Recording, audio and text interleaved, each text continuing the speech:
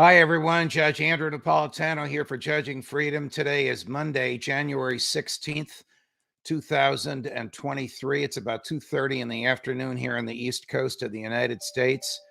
My guest today is no stranger to the Judging Freedom audience. Scott Horton is one of the best known, most consistent, most persistent defenders of human liberty in the United States of America today. We often talk about anti-war and about government excess. I guess between anti-war and government excess, that's just about everything there is to talk about. Yeah. Lately, you and I on different shows and in different venues have been complaining about the FBI, the CIA, the NSA, the DEA, the BATF, all these 3- and 4-letter government agencies which have co-opted private entities to do their dirty work. So the FBI obviously, or theoretically, I should say, not obviously, can't surveil someone or interfere with their procedures because of the content of their speech. But the FBI could certainly get Twitter or Facebook to do it, either because the FBI has threatened, coerced, bribed, cajoled, put in any verb that makes sense. How dangerous is this?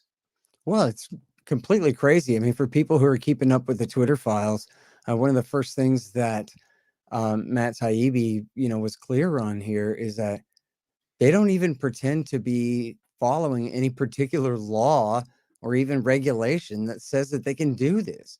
The FBI's job, if it's not, counterintelligence, the counterintelligence division dealing with foreign countries or foreign terrorist groups or something, then their job is building criminal cases.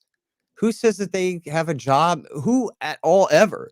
What law did Congress ever pass or edict did any president ever issue that says that their job is to tell Twitter to, shadow ban or boost this, that, or the other person at all? How in the world did we come up with this where this is their role? And that's why it was all secret, right? It's probably all illegal. And of course, the Twitter files, and people really should go look at that. I know that, TV news has not done a great job because mostly, they're kind of in the same position. They're not interested in telling this story, and they're not interested in giving a big scoop to a guy on Substack. But the extent of the government's dictation to Twitter about how they are to operate and who they're allowed to speak is really mind-boggling. It is. There's a couple of basic principles of constitutional law here with which I think my listeners and viewers are generally familiar. One is, if the government can't do it, they can't get somebody else to do it for them. And the other is, and here we're talking about punishing speech or evaluating, investigating based on the content of speech. The First Amendment prohibits the FBI from investigating somebody because of the content of their speech. Another principle is no law enforcement can commence any criminal investigation without what's called articulable suspicion. It must be able to articulate what it believes would be a case against the person they're going to investigate. Otherwise, it's a fishing expedition, which the Fourth Amendment was written to prohibit. And a third principle of law is, and this is something that Twitter and Facebook and Google and the high-tech, big tech companies that have been suckered into working for the FBI and other federal agencies should know about. If Twitter is doing the FBI's bidding for it, then Twitter could have the First Amendment applied to it, and it would no longer be able to make judgments based on the content of speech. So Twitter can kick you and me off because they don't like what we say. It's horrible. It's happened to you. It's happened to me. I'm enduring it now with TikTok. They're a private bulletin board. They can do it, and I can go somewhere else. That's the law. But if they're doing the government's bidding and a proper case is brought before a federal judge, if they're engaged in, I'm holding my fingers of my hands together, a symbiotic relationship, Twitter, FBI, doing the same thing together, then the First Amendment, which restrains all of government, can be used to restrain Twitter. And I'm just using Twitter as an example because we've both suffered at their hands.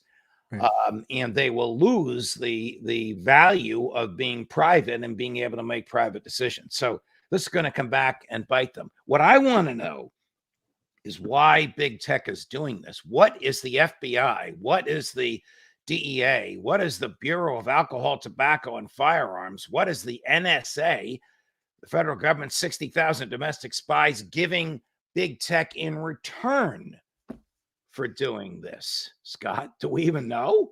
Yeah, well, I want to ask you though first. I mean, does that mean that we really just need a good lawsuit withstanding, and you think of any good federal judge is going to strike this down, or Well, is there that is sort of the a fictional version of how it's supposed to be? the But in short fact, they would answer. get away with this now. The one word answer to your question is yes. The longer answer is there is such a case, which is how we know about a lot of this.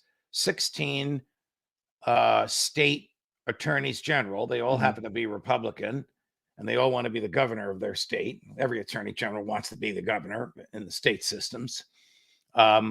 Are suing big tech before a federal judge in New Orleans, and that federal judge has opened up discovery, the exchange of documents and information before trial. I saw And some of those that documents just process now. has exposed damning emails between the Department of Homeland Security and big tech, and they're just at the tip of the iceberg of discovery. So what is the purpose of this litigation? Not money. The purpose is to impose the First Amendment Right. on big tech, Yeah. which causes it to lose its status as a private entity and lose its ability to make judgments on the basis of the content of speech. Then they can't ban you when you say the individual is sovereign and war is evil. And they can't And you're ban saying, me when I say the individual is greater than the state. but you're saying that the Constitution and the law are so clear on this that they'll have to rule the right way because of previous precedent, etc.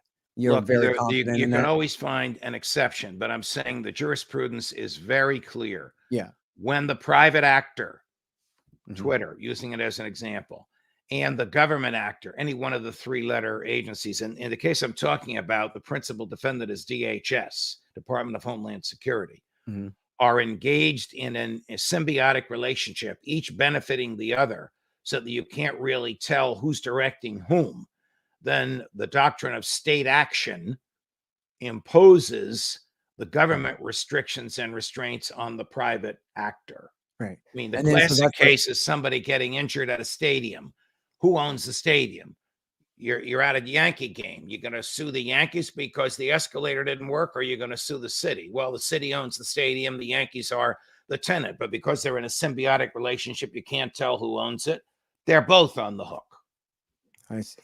Okay, so now that explains why we see in the Twitter files that essentially what happened was this is all illegal, and that was why it was all secret. And you have a big part of the narrative seems to be congressmen coming because they just have their short-term political interest on the line. So you have Senator Warner coming, and Greenwald's been writing about this for a long time, Glenn Greenwald, about Senator Warner going to California and telling Facebook and Twitter, you guys better start doing this dirty work or we're going to make you.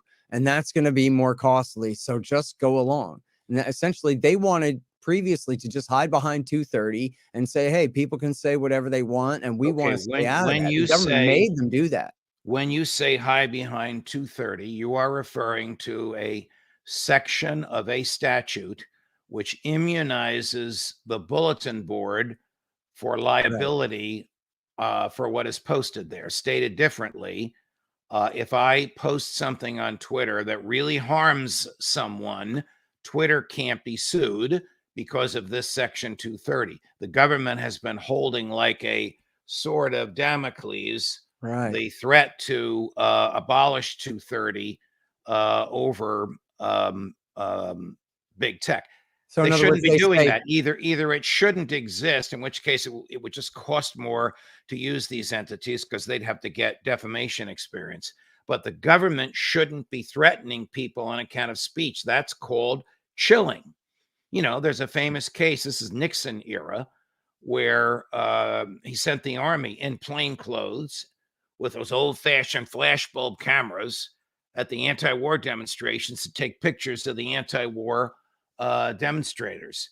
Mhm. The courts found that to be chilling. That is the government scaring people into not expressing their freedom of speech. That's effectively what Senator Warner and others have been doing in the situation you described. In the case in New Orleans, it's far more insidious and far more complex. Warner is just one of 100 senators, and he needs 60 to plus the House to change legislation. In the DHS case, any one of those bureaucrats can say to Twitter, "We're going to make your life miserable if you don't work with us."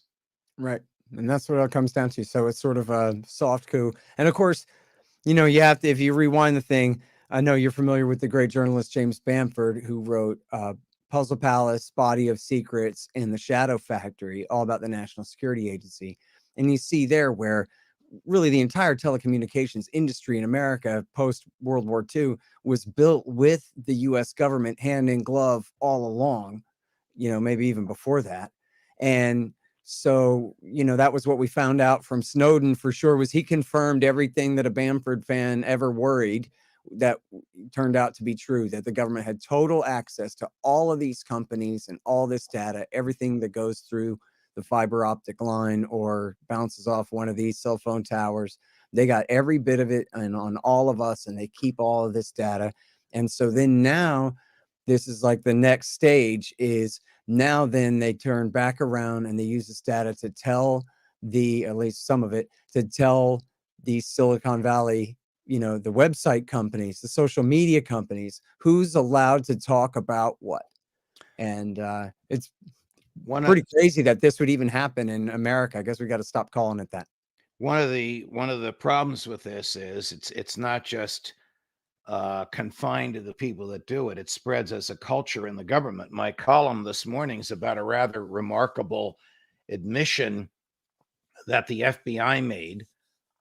It published in 2001 a 906-page set of rules for FBI agents, telling them how they can get around using the Fourth Amendment, which requires that they develop probable cause and present it to a judge and get the judge to sign a search warrant, just by getting the NSA and the CIA to do the spying for them. And in 2001, 2021 and 2022, management's been training FBI agents on how to do this. That document was just released to the Congress last week. So the FBI is now admitting what you and Glenn Greenwald and Edward Snowden and Ron Paul and I have been complaining about for 20 years, since the Patriot Act, that they have developed a culture of cutting holes in the Constitution and using the spy agencies to gather evidence for them in criminal cases. When FISA first came down, there was a wall in FISA, and what the intel community developed couldn't go over to the law enforcement community. The Patriot Act destroyed that wall. We now know that it not only destroyed that wall, but a culture of FBI agents has come of age, and they've been taught spy first and worry about the Fourth Amendment later. So the FBI has become the KGB. It's a domestic spying entity. It wants to predict crime rather than solve crimes that have already been committed. That's where we are today, my friend. Yep, absolutely. And you know what? 20 years ago, I interviewed Tim Lynch from the Cato Institute about the Patriot Act and how you see what's going on here. They're going to take all the spying power and they turn it on us. But then they say, but don't worry, the CIA and the NSA and the FBI counterintelligence division, they don't have any power over the American people. So they might be spying on you, but it's all sealed. And I says to Tim Lynch in that interview, I go, nah, but see, what's going to happen is they're just going to violate the Fourth Amendment wholesale and just transfer all that information right over to the cops on whatever level that they want. As they call it parallel construction. Correct. And come up with a fake excuse for kicking in your door later. But Correct. they can go off of secret information that they got right off of the top secret grid that So they should not even be able to have on us in the first place. Parallel construction occurs when the FBI or any police entity, the FBI is the masters at this, obtains evidence of a crime by an illegal means. They then have to reconstruct, actually recreate a means by which they claim to a judge that they obtained it, because if they obtained it illegally, theoretically, the exclusionary rule would prevent prosecutors from using it.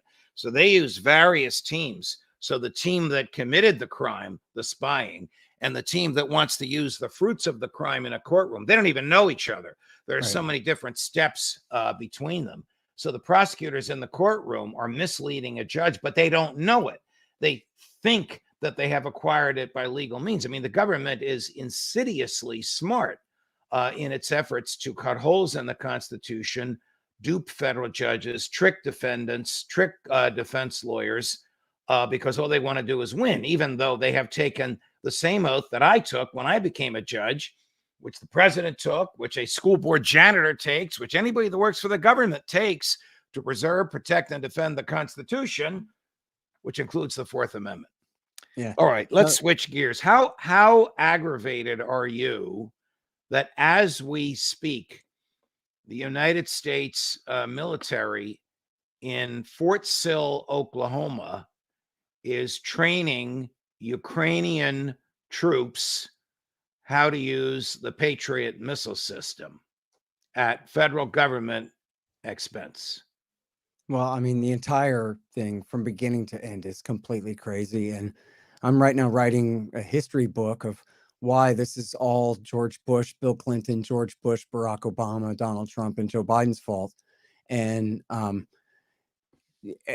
of it from the very beginning of the fall of the Soviet Union, when H.W. Bush pretended that they were going to do this partnership for peace, when they meant all along to build NATO up at Russia's expense. And knowing all along, and as all their critics said, as even the guilty said all along, boy, is this going to provoke a reaction from the Russians. And they did it all anyway. And then if you go back to a year ago, you could see where the Biden administration was not willing to negotiate in any real way on this. They were willing to tell the Russians, you better not.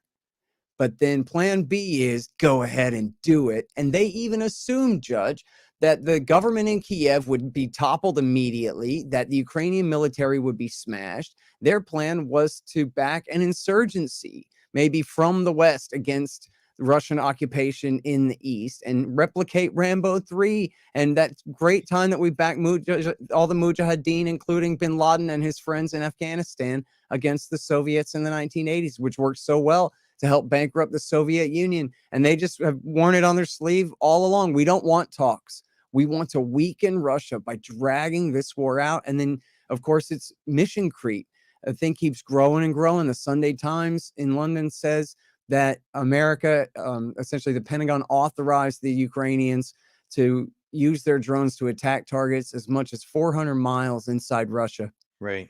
And this guy, Jack Murphy, says the CIA is overseeing another allied NATO state's intelligence agency running sabotage missions on critical infrastructure inside Russia right now. Our mutual friend Gerald Salenti has been saying since last February that World War III has begun. With every tick of the clock, there's more and more evidence to back up what he's saying. So we have advisors in Fort Sill, Oklahoma. You know, those advisors will be on the ground in Ukraine to make sure that their pupils are properly using the Patriot system. According to Colonel McGregor, it takes 100 human beings operating in tandem with each other to fire one of those missiles off. So you'll have 100 human beings plus their American advisors. All it will take is for a few of those Americans to get killed by accident or otherwise, and then Joe Biden has his war. And listen, and Joe Biden doesn't want a war with Russia. He said all along that he wants to do everything but get into a war with Russia. And what we're going to do is we're just going to pour in so many arms and kill so many Russians, and they'll be humiliated and beaten and leave. And we'll even give Crimea, get Crimea back, and it'll be great. And the Russians won't do anything about it. This is, they're even calling it the new thinking, is that, geez, we were hesitant to do things like Patriot missiles before and tanks. But now we've decided that, geez, Putin's hardly reacted to everything we've done so far. So let's go ahead and ratchet up the pressure even more and escalate. So, it's, they justify the mission creep that see, he hadn't nuked New York City yet, so let's go ahead and push him further and push him further. Which the main thing I don't understand, Judge, is where are the 7.5 billion, 8 billion Earthlings on this? What are we Yeah. doing? There should be an entire global general strike Yes. until Blinken and Lavrov hammer out a damn deal. This is crazy that we're allowing this to continue this way. Well, old Joe, whatever he has between his ears, is listening to Blinken, the Secretary of State, and Lloyd Austin, the Secretary of Defense, and all of their globalist nationalist buddies in the governments in Western Europe. Colonel McGregor predicts the government of Germany will fall if it sends 300 or 400 tanks to Ukraine, particularly if a Russian missile lands in Munich. So I don't know where this is going to end, but it doesn't look good. And the people that want war will always keep starting a war unless and until they realize how horrible and detrimental it truly is. Scott Horton, always a pleasure, my friend. You're always welcome on the show. I can tell from the emails that we're getting how popular you are with the Judging Freedom fans, and you know how popular you are with yours truly. Thank you very much, my dear friend. Thank you, Your Honor. Appreciate it. Judge Napolitano for Judging Freedom.